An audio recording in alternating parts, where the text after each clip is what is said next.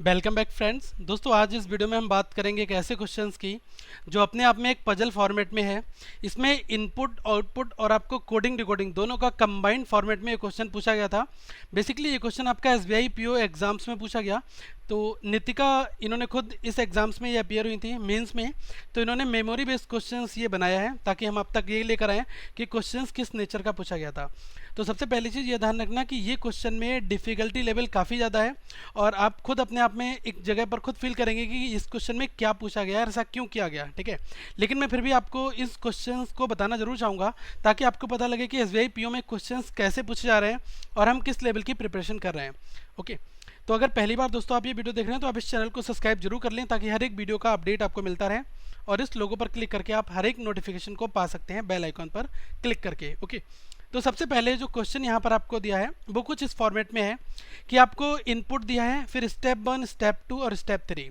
Okay, ये केवल अभी आप एक स्ट्रक्चर समझो कि ये 4 बॉक्सेस दिए हैं, पहला इनपुट, स्टेप 1, स्टेप 2, स्टेप 3। इस तरह से यहाँ पर फ्लो लाइन्स भी बनी हुई हैं। उसके बाद आ जाते हैं इंस्ट्रक्शंस की बारी। इंस्ट्रक्शंस में इनपुट और आउटपुट जो दिया है उसके ऊपर कुछ हिंट दिए हुए हैं, ठीक है। तो सबसे पहले हम क्या करते हैं, एक बार इस चीज़ को एक बार विजुलाइज कर लेते हैं कि क्वेश्चन कह क्या रहा है।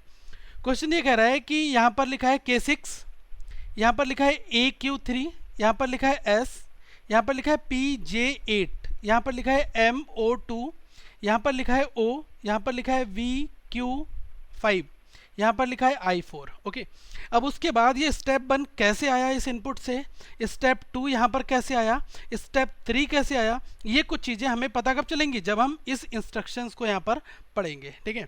अब सबसे पहली बात इसमें कह रहा है कि इनपुट टू स्टेप 1, मतलब कि जो यहाँ पर आपको इनपुट दिया हुआ है इस इनपुट से स्टेप 1 आने का तरीका क्या है वो इसमें बताया गया है। इसमें कहा गया है कि only alphabets are exchanged on the basis of arrows given, मतलब कि जो यहाँ पर एरो दिए हैं इनके अकॉर्डिंग केवल अल्फ़ाबेट को चेंज किया गया। देखो यहाँ पर लिखा है K6, यहाँ पर लिखा है I4, तो यहाँ पर देख सकते हो K6 और यहाँ पर क्या लिखा है I4। तो जब मैं एक्सचेंज करूँगा केवल आपको अल्फ़ाबेट एक्सचेंज करना है, मतलब कि इस K वाली जगह पर कौन आ जाएगा, यहाँ पर I आ जाएगा और यहाँ पर जहाँ पर I लिखा है यहाँ पर क्या आ जाएगा, K आ जाएगा। तो यहाँ पर जो 6 लिखा था ये तो ऐसा ही रहेगा, ये भी ऐसे ही रहेगा 4 भी। तो देखो यही हुआ है I6 और K4, ये चीज़ हो गई है। तो मतलब कि इस वाले को इस वाले के साथ मैंने रिप्लेस कर दिया, केवल अल्फ़ाबेट का नंबर मैंने ऐसे ही रखे, ठीक है। आगे जो है O और S, अब देखो O और S अपने आप में रिप्लेस हो जाएगा क्योंकि इनके साथ कोई नंबर नहीं है ना। तो अगर नंबर होता तो नंबर यही रहता, केवल जो अल्फ़ाबेट है वो रिप्लेस हो रहा है। तो O ऊपर चला जाएगा, S नीचे आ जाएगा। तो यहाँ पर भी यही हुआ, देखो S यहाँ पर आ गया, O ऊपर चला गया। ओके, अब हमने क्या है कि अब हम इसको देखते हैं PJ8 और MO2। अब देखो यहाँ पर लिखा है PJ8 और MO2, जब इसको रिप्लेस करोगे केवल अल्फ़ाबेट को तो देखो PJ जो है ये यहाँ पर आ जाएगा और जो MO है वो कहाँ पर, यहाँ पर आ जाएगा, ठीक है। तो 8 तो आपका ऐसा ही रहेगा और 2 आपका इसी तरह से लिखा रहेगा। तो देखो यहाँ पर क्या हुआ है, MO8 और PJ2, ये चीज़ देख ली आपने, मतलब ये दोनों इसके साथ रिप्लेस हो गए। जो एरो कह रहा है कि एरो वाले ही रिप्लेस हो रहे हैं, तो K6 I4 रिप्लेस हुआ, ये वाली चीज़ रिप्लेस हो गई और OS रिप्लेस हो गया। अब AQ3 और BQ5 है। अब यहाँ पर आप देख लो, यहाँ पर क्या लिखा है, AQ3 और BQ5, अगर इस पर रिप्लेस करोगे तो AQ आपका नीचे आ जाएगा और जो BQ है BQ आपका ऊपर चला जाएगा। यहाँ पर 3 है, 3 एज इट इज़ रहेगा, यहाँ पर क्या है 5 है, तो यहाँ पर आपका 5 एज इट इज़ रहेगा। यही दोस्तों इस क्वेश्चन का कहना है, जो चीज़ यहाँ पर है वो चीज़ इसी फॉर्मेट में यहाँ पर रहेगी। ओके, अब ये आपका स्टेप 1 तो बन गया फ्लो लाइन की हेल्प से। ओके, अब क्या करते हैं, सेकेंड जो टाइप है, जो सेकेंड पॉइंट है, इसमें कुछ बातें कही हैं, इनको बहुत ही ध्यानपूर्वक अपने माइंड में जज करना क्या कह रहा है क्वेश्चन। इसमें कहा है स्टेप 1 से 2 जब आप बनाओगे तो निम्न बातों का ध्यान रखोगे। पहला point, if a value consist of vowel और बॉबल एंड डिजिट, अगर कोई वैल्यू जो है या तो उसमें बॉबल है या फिर बॉबल और डिजिट दोनों हैं और जो डिजिट है वो क्या है, ग्रेटर देन 5 है, ठीक है, तब आपको क्या करना है कि जो सक्सीडिंग अल्फ़ाबेट है वो लिखना है उस अल्फ़ाबेट का, और जो डिजिट है उसको क्या करना है, 8 में से डिजिट को लेस कर देना है, ठीक है। अब इसका मतलब ये हुआ कि अगर आपको वहाँ पर I6 लिखा किसी बॉक्स में दिख जाएगा तो I6 को आप कैसे आइडेंटिफाई करोगे, देखो यहाँ पर बॉबल है प्लस एक डिजिट है, मतलब बॉबल डिजिट है, ठीक है। या फिर कहीं पर सपोज करो केवल I लिखा हुआ है तो इसका रिप्लेसमेंट कैसे होगा, I6 लिखा है, I को इसके सक्सीडिंग से आपको रिप्लेस करना है, मतलब कि आई के बाद क्या आता है, जे आता है, तो मैंने जे लिख दिया। अब जो डिजिट लिखी है, डिजिट को 8 माइनस डिजिट करना है, ठीक है, तो 8 माइनस 6 करोगे कितना आ जाएगा, J2 मिल गया। अगर कहीं पर केवल आई लिखा है तो आई का केवल जे बन जाएगा, ठीक है। अब जब I6 लिखा है तो यहाँ पर J2 बन जाएगा। जो डिजिट है उसको क्या करोगे, 8 में से डिजिट को आप लेस कर दोगे, तो देखो I6 था, इसका यहाँ पर J2 बन गया। ओके, ये पॉइंट आपको समझ में आ गया। एक बार दोनों इंस्ट्रक्शंस को और पढ़ लेते हैं। इसमें लिखा है if a value consist of बॉबल and consonant, अगर वैल्यू में बॉबल और कंसोनेंट है फिर क्या करना है आपको, और साथ में एक डिजिट भी है, तब आपको क्या करना है, सक्सीडिंग करना है अल्फाबेट ऑफ बोथ, मतलब कि बॉबल और कंसोनेंट का अगला अगला नंबर, आपको अगला अगला अल्फाबेट लिख देना है। जैसे कि MO8 लिखा है, तो देखो M में क्या है, एक कंसोनेंट है, एक बॉबल है, ठीक है, एक स्वर है, एक व्यंजन है, और 8 एज इट इज डिजिट भी लिखा है। तो M का आगे का नंबर क्या होता है, N होता है, और O के आगे का नंबर क्या होता है, ये होता है P अल्फाबेट, ठीक है। तो M के आगे N, O के आगे P, और 8 आपका एज इट इज रहेगा, तो NP8 हम इसको लिख देंगे।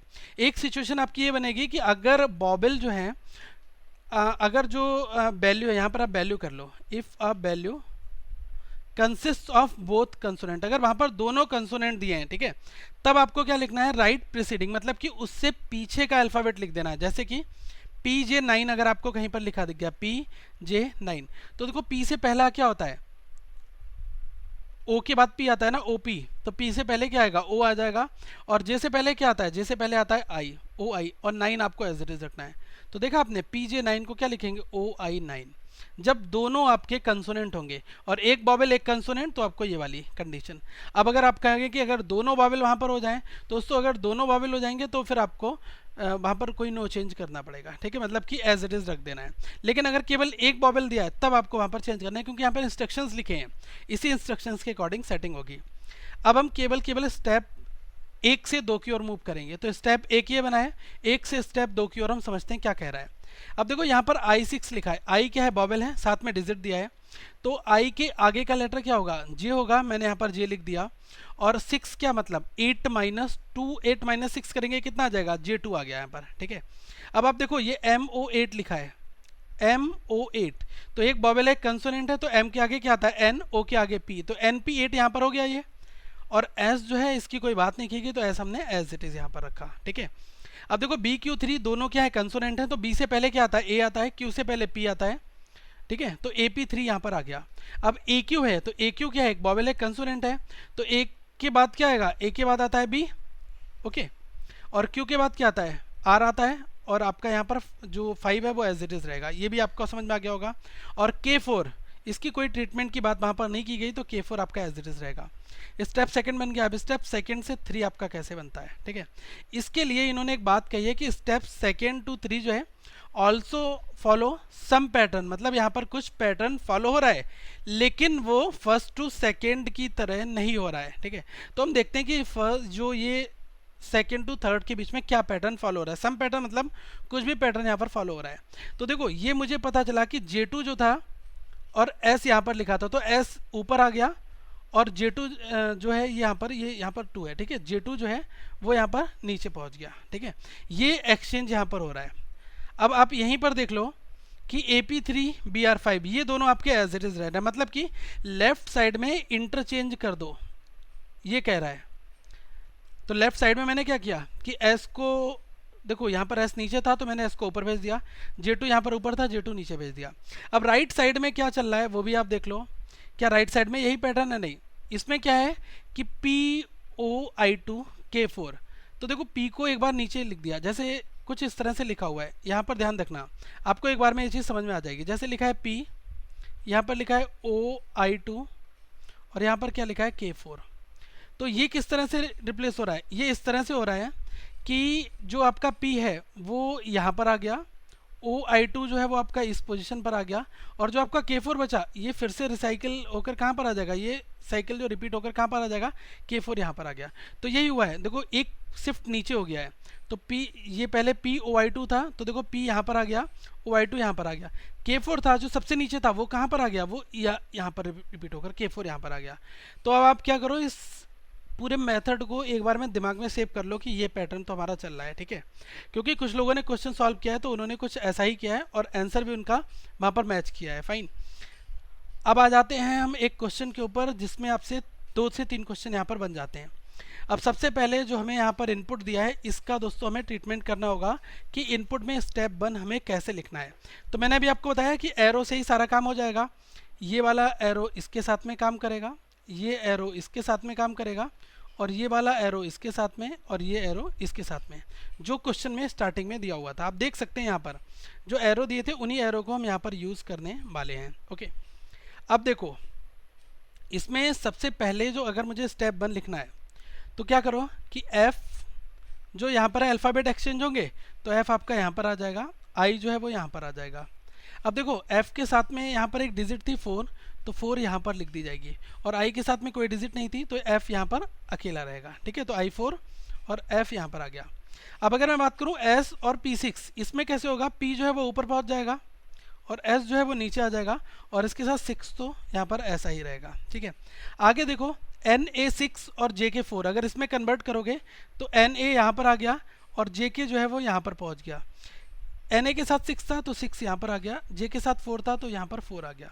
अब इन ऊपर वालों को चेंज कर दो तो AR ऊपर चले जाएंगे और TU जो है वो नीचे आ जाएगा। 7 यहाँ पर एज इट इज़ रहेगा और 5 जो है वो यहाँ पर रहेगा। ये चीज़ बन गई। अब देखो स्टेप 2 में ध्यान रखो क्या है, स्टेप 2 में जो आपकी कंडीशन है वो लगेगी। अब यहाँ पर I4 दिया है, I4 का मतलब क्या हुआ कि जब आपका एक बॉबल और एक डिजिट एक साथ दिया है तो मतलब बॉबल का आपको नेक्स्ट सक्सीडिंग लिखना है। I के आगे क्या आता है, J आ जाता है यहाँ पर, और 4 क्या होगा, 8 - 4 आपको करना होगा, 8 में से डिजिट को लेस करना होगा, तो 8 - 4 कितना आया, 4 आ गया यहाँ पर। ठीक है, अब आगे देखो AR मिल गया, एक बॉबल एक कंसोनेंट, तो मतलब इनके आगे की डिजिट लिख दो। A के आगे क्या आता है B, R के आगे क्या आएगा S, और आपका 7 एज इट इज़ रहेगा। अब देखो यहाँ पर P है तो P आपका एज इट इज़ रहेगा क्योंकि इस कंसोनेंट के लिए कोई इंस्ट्रक्शंस नहीं दिया था, अकेले कंसोनेंट के लिए।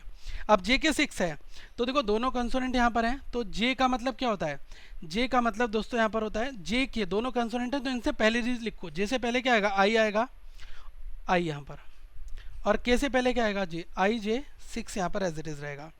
अब देखो S6 है, कंसोनेंट है तो कोई ट्रीटमेंट नहीं होगा, S6 एज इट इज़ रहेगा यहाँ पर। TU5, तो देखो एक बॉबल एक कंसोनेंट है तो T के आगे क्या आता है, U आ जाता है, और U के बाद क्या आता है, V आता है, और 5 आपका एज इट इज़ रहेगा। अब F जो है वो भी आपका एज इट इज़ रहेगा।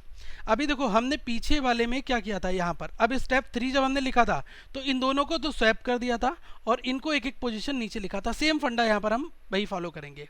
तो S6 को ऊपर ले आओ, तो S6 को मैंने क्या करा, ऊपर लिख दिया, और जो J4 था इसको मैंने नीचे लिख दिया। ठीक है, ये चीज़ ध्यान रखना। और ये वाली जो डिजिट है आपकी इसको भी लिख लो।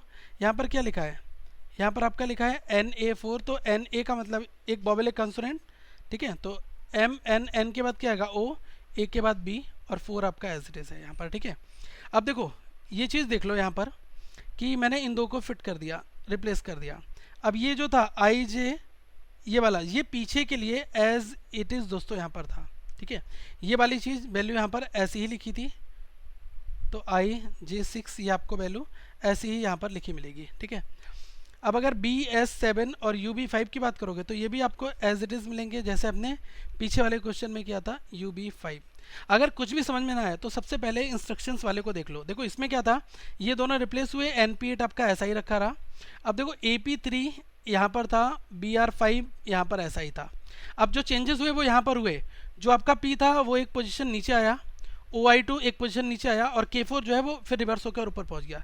सेम फंडा यहाँ पर मैं वही लगाऊंगा। ठीक है, अब देखो यहाँ पर क्या है कि जो P है वो क्या है आपका यहाँ पर आ जाएगा, OB4 जो है वो आपका यहाँ पर आ जाएगा, और जो आपका F बना है जो वो रिपीट होकर कहाँ पर, यहाँ पर ऊपर आ जाएगा। ठीक है, ये ऊपर यहाँ पर, तो F आपका यहाँ पर आ गया। कुछ इस तरीके से अब आपका बन गया। ठीक है, फाइनल स्टेप 3। अब इसमें पहला क्वेश्चन कह रहा है find the sum of right most value of step 2। Step 2 की राइट मोस्ट वैल्यू कौन सी है। ठीक है, यहाँ पर डिजिट आपको पिक करनी है क्योंकि आंसर में आपको डिजिट ऐड करना होगा। Find the sum of right most values of step 2। अब स्टेप 2 में राइट मोस्ट तो आपका ये वाला पोर्शन है ना।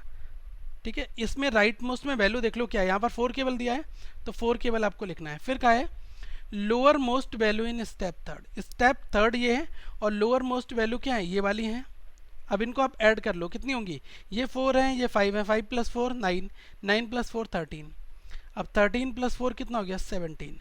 तो देखो राइट आंसर कोई दिया है ए 25, 27, 28, डी 17, तो आपका ये जो राइट आंसर डी हो गया। दोस्तों ये क्वेश्चन अपने आप में बहुत ही ज़्यादा एम्बिग्यूअस है, तो मैं यही कहूँगा कि अगर आपको ये चीज़ समझ में आ रही हो, थोड़ा सा इंटरेस्टिंग लग रहा हो, 1-2 बार बनाओगे पढ़ोगे तब समझ में आ जाएगा, लेकिन पहली बार में इतना कुछ आप नहीं स्टोर कर सकते, नहीं समझ में आएगा, ठीक है। लेकिन अप्रोच फंडे यही है, एग्जाम का टफनेस लेवल इसी के ऊपर डिपेंड करता है। अब जो सेकेंड वाला क्वेश्चन है इसको आप एक बार और देख लो। इसमें क्या कहा गया है, इसमें कहा गया है find the value which is above the lowest digit, मतलब यहाँ पर वैल्यू निकालनी है। तो यहाँ पर डिजिट जो है, डिजिट में आंसर नहीं है, यहाँ पर वैल्यू में आंसर है, तो आपको वैल्यू चेक करनी है। इसमें लिखा है find the value which is above the lowest digit in step third. अब देखो स्टेप थर्ड में लोएस्ट डिजिट कौन सी है, 6, 6, 4, 5, 7 और 4, लोएस्ट डिजिट 4 है। तो आपको क्या करना है, find the value which is above the lowest digit. अब देखो लोएस्ट डिजिट आपको कौन सी मिलेगी, यहाँ पर लोएस्ट डिजिट 4 मिल रही है, यहाँ पर भी हमें क्या मिल रहा है 4 मिल रहा है, ठीक है। अब देखो दोनों जगह आपको 4 मिल रहा है, तो 4 के ऊपर आपकी वैल्यू कौन सी आएगी, ये चीज़ आप यहाँ पर ध्यान रख लो। 4 के एबव में यहाँ पर आएगा IJ6, अगर मैं इस J4 को लेता हूँ, अगर मैं इस 4 को लेता हूँ तो इसके ऊपर क्या आ जाएगा, यहाँ पर P आ जाएगा, ठीक है। दोनों की बात करते हैं। फिर कहा गया है and which is to the right of highest digit given in the same step. अब इसमें हाईएस्ट डिजिट के राइट में, तो हाईएस्ट डिजिट 7 है, 7 के राइट में क्या है F दिया हुआ है, तो यहाँ पर क्या है F की बात की गई है। तो इन दोनों में से कोई आपका एक आंसर होना चाहिए। अब आप देख लो P:5, यहाँ पर कोई आंसर स्टार्ट है, तो ये तो ऑब्वियसली एलिमिनेट हो गया। IJ6:F, IJ5:F, ओके ये दिया हुआ, यहाँ पर ये 6 होगा, इसको 6 कर लो, ठीक है। IJ6:F, तो आपका देखो पहला जो ऑप्शन मिल गया यहाँ पर IJ6:F, तो ये आपका राइट आंसर दोस्तों यहाँ पर बन जाएगा, ठीक है।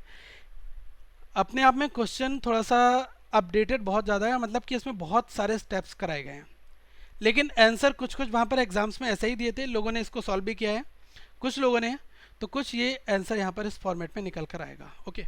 मैं ये नहीं कहूँगा कि ये क्वेश्चन आगे जाकर रिपीट होगा, मैं तो ये कहूँगा रिपीट कभी ना हो। आप खुद देख सकते हैं कितना कुछ इसमें कराया गया है, लेकिन मैंने ये क्वेश्चन आपके लिए इसलिए डाला कि ताकि आप देखें कि आप किस लेवल की तैयारी कर रहे हैं और कहाँ तक आपको सोचना पड़ सकता है। मुद्दा ये है दोस्तों, ऐसे ही और भी क्वेश्चंस अगर हमारे पास आते हैं तो आप तक जरूर लेकर आएंगे। अगर आपको लगता है कि इस क्वेश्चन में कुछ और भी चीज़ें थी, आपको कुछ ऐसा क्वेश्चन याद है, तो आप जरूर ईमेल करें currentaffairsfunda@gmail.com पर, ताकि हम उसको सॉल्व कर सकें। और दोस्तों अगली वीडियो में हम फिर मिलेंगे, तब तक आप यहाँ पर जो प्लेलिस्ट दी आप इसको फॉलो कर सकते हैं। लोगों पर क्लिक करके चैनल को सब्सक्राइब जरूर कर लें, और आप करंटली वेबसाइट को विजिट करते रहें ताकि हर एक वीडियो का अपडेट आप तक आता रहे। वीडियो को लाइक करें, चैनल को सब्सक्राइब करें, शेयर करना ना भूलें। Thank you friends, have a good day.